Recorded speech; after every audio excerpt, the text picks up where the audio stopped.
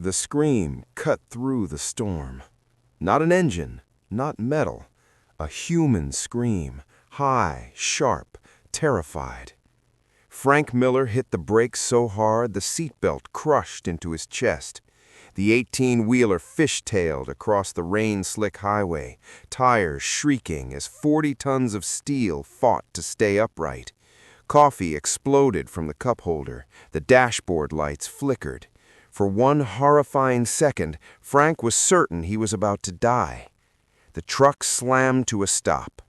Frank's hands shook as he stared through the windshield, rain pounding so hard it looked like the world was dissolving. Then he saw it. A child, standing directly in front of his headlights. No more than 6 years old, barefoot, thin, her dress soaked and clinging to her small body.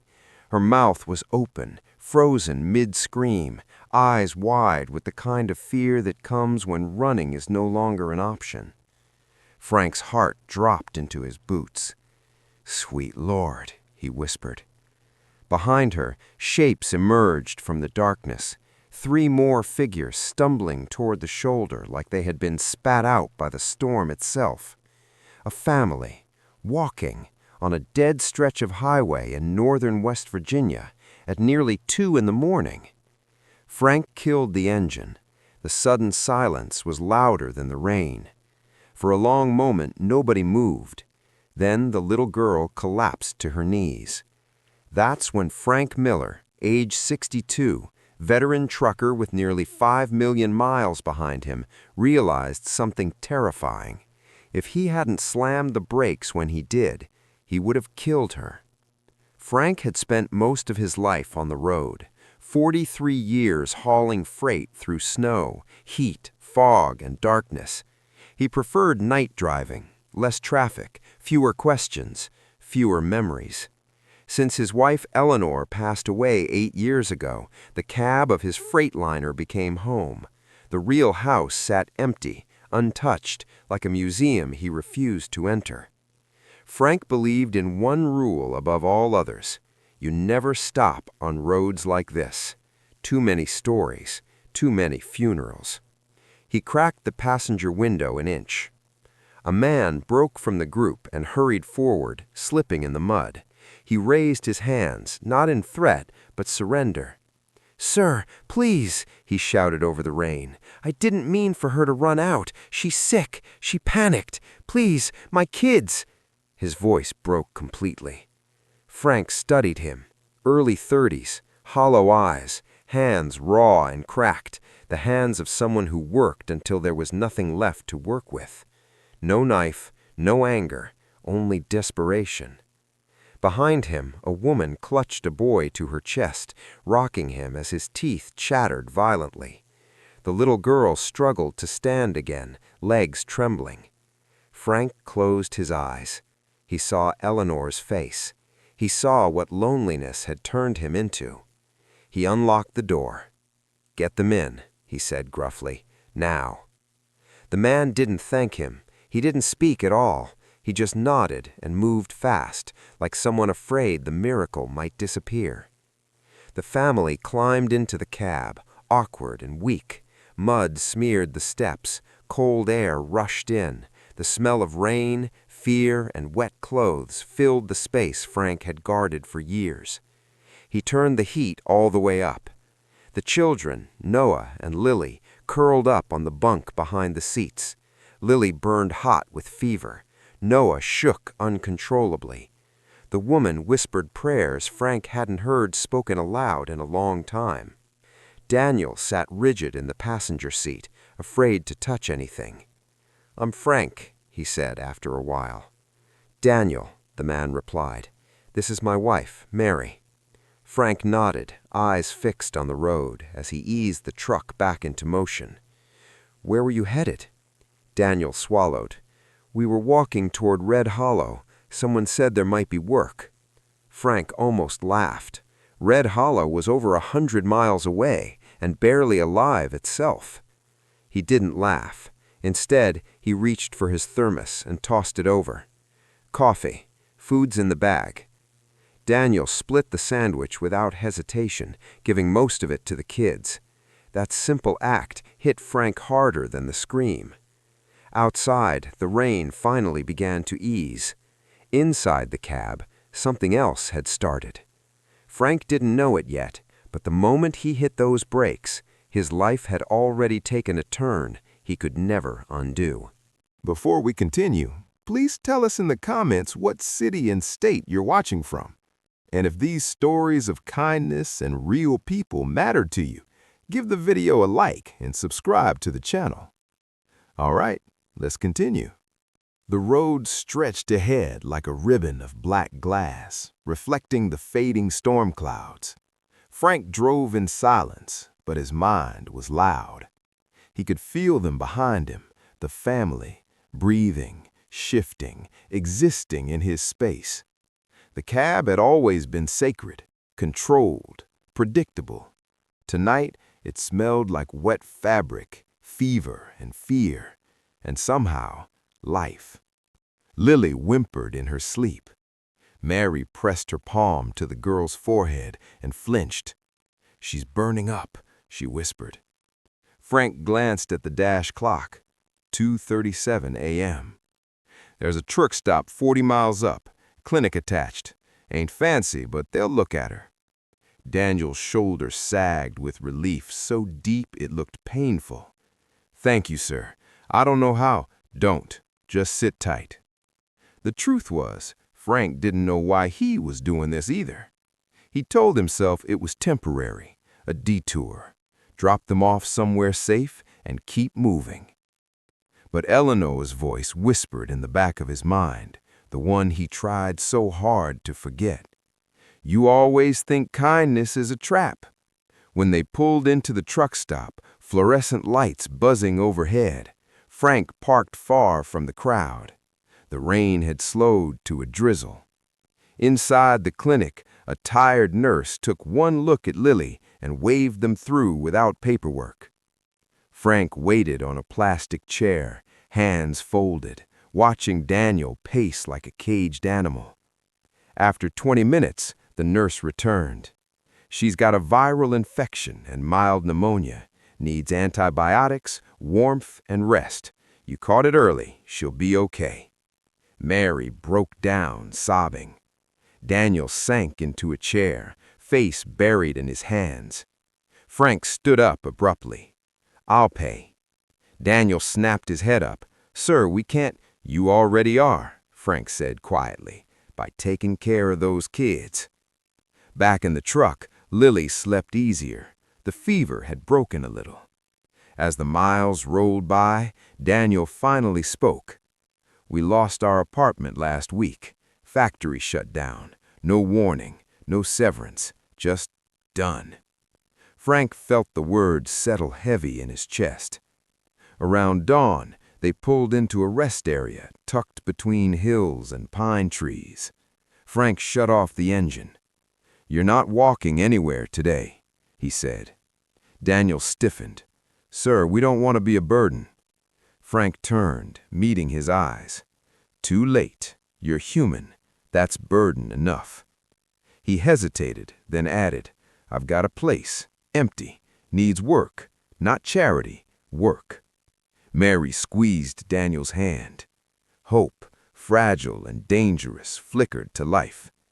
Frank stared out the windshield at the rising sun. Once again, he ignored the road he was supposed to take. The house stood at the end of a narrow gravel road, hidden behind tall pines and years of neglect. Frank turned off the engine. The sudden silence felt heavy, like the place had been holding its breath, waiting to see who stepped inside. Mary climbed down first, holding Lily carefully. Daniel helped Noah jump onto the gravel. Both kids stared at the house with wide eyes. "It's big," Mary said softly. Frank nodded. "Used to feel smaller when it was full." He didn't explain. He didn't have to. The front porch creaked under their feet.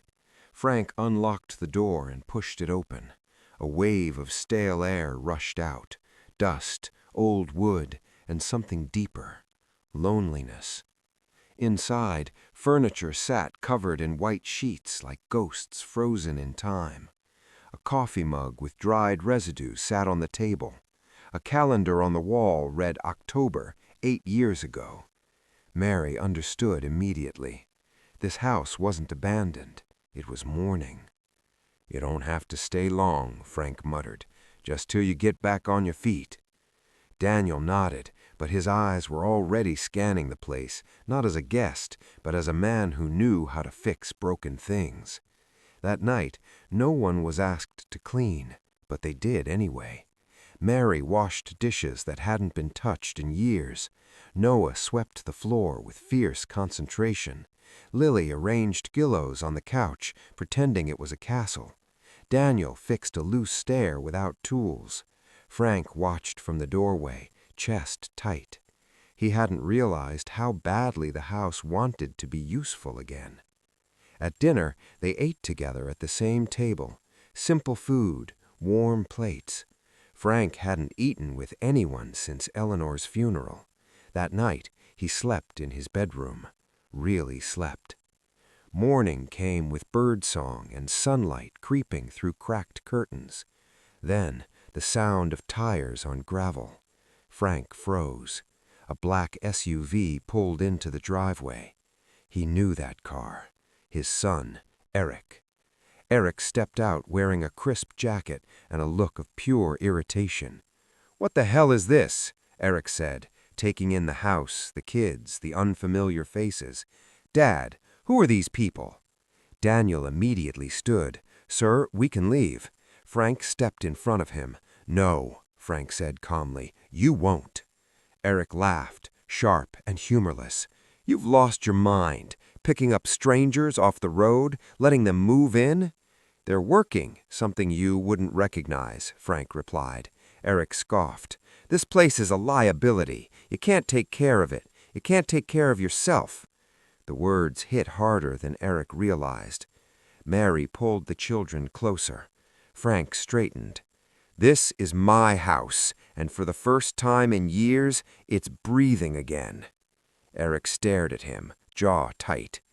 "This isn't over," Eric muttered. As the SUV drove away, Daniel whispered, "I'm sorry, we didn't mean to cause trouble." Frank looked around the room, the clean table, the quiet kids, the fixed stair. "No," he said, "trouble just finally found the truth." Eric didn't wait long. 2 days later, he came back with paperwork. A police cruiser, a social worker, a man in a suit holding a clipboard. Eric stood proudly at the edge of the driveway, arms crossed. "There they are," he said loudly. "Unsafe living conditions, mentally unstable senior, homeless squatters, children at risk." Frank stepped onto the porch, calm as stone. "Morning," he said. "You folks want coffee?" The social worker blinked. "Mr. Miller, we received a report." "I figured. Come on in." Eric smirked. Inside, everything had changed. Clean floors, warm food, kids doing homework, a stocked fridge, a fixed heater humming softly. The social worker walked room to room, her expression shifting. "This is, well, maintained," she admitted. Daniel handed over paperwork, temporary employment contract. Mary showed medical records. Frank produced a signed mental health evaluation. The police officer nodded slowly. "Everything checks out." Eric's face drained of color. "This is fake," he snapped. "They're manipulating him." Frank met his son's eyes. "You didn't think I'd prepare." Eric exploded. "You're throwing your life away for strangers." Frank answered quietly, "No, I finally stopped throwing it away alone." The officer turned to Eric. "Filing false reports is serious." Eric stared at the family, at the kids who weren't scared anymore.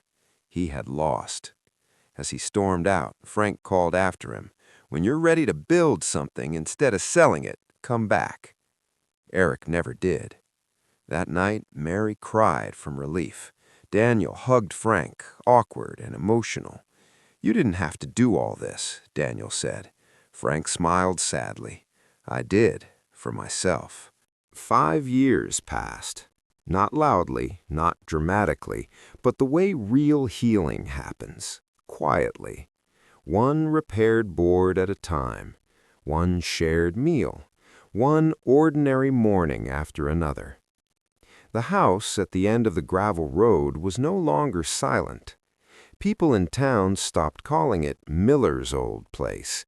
They called it Miller Haven. The workshop that once gathered dust now breathed like a living thing. The sound of saws, engines, and laughter echoed through the valley from sunrise to sunset. Daniel worked with the steady confidence of a man who had finally been trusted again. His hands created furniture that carried soul, solid oak tables, cradles, cabinets meant to last generations. Truckers passing through learned quickly, if you broke down near Pine Ridge, Miller Haven would fix you right. And if you waited long enough, you'd probably leave with a hand-carved bench or a rocking chair tied to your trailer. Frank stopped driving long haul within the first year.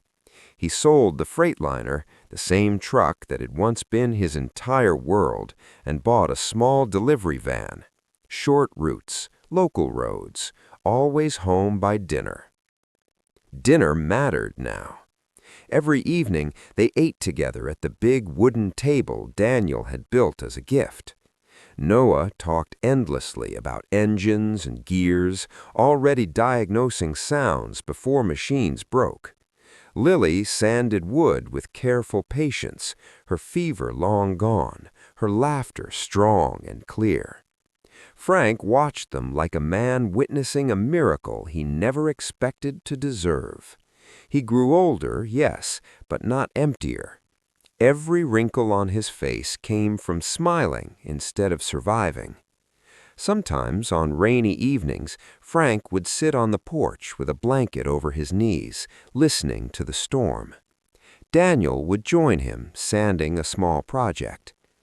That night, Frank said, staring into the rain, I almost kept driving. Daniel didn't answer right away. I almost did too, he finally replied. Almost didn't run, almost didn't scream, almost gave up. They sat in silence after that, two men who knew how thin the line was between loss and salvation. Winter came gently the year Frank passed. No sirens, no hospitals, no fear. He went in his sleep, warm, surrounded by family, not by blood, but by choice. Mary found him in the morning, peaceful, hands folded on his chest, the house filled with quiet tears, not panic, not regret, gratitude. At the reading of the will, there were no surprises. Frank left the house, the workshop, and the business to Daniel and Mary, with a clause establishing education funds for Noah and Lily.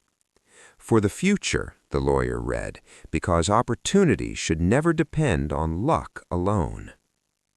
To Eric, Frank left one item, an old metal toolbox, empty.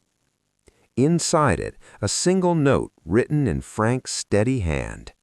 So you can learn to build your own life instead of trying to take someone else's. Eric never returned. Miller Haven grew. The kids grew. Life went on, not perfect, but full. On rainy nights, Daniel still sat on the porch and listened to storms roll across the valley. And every single time thunder cracked, he remembered a different storm. A dark road, bright headlights, a scream that forced a man to stop. And he understood something deeply true. Frank hadn't just saved a family that night. They had saved each other. Some roads are meant to be driven through. Others are meant to end so a real life can finally begin.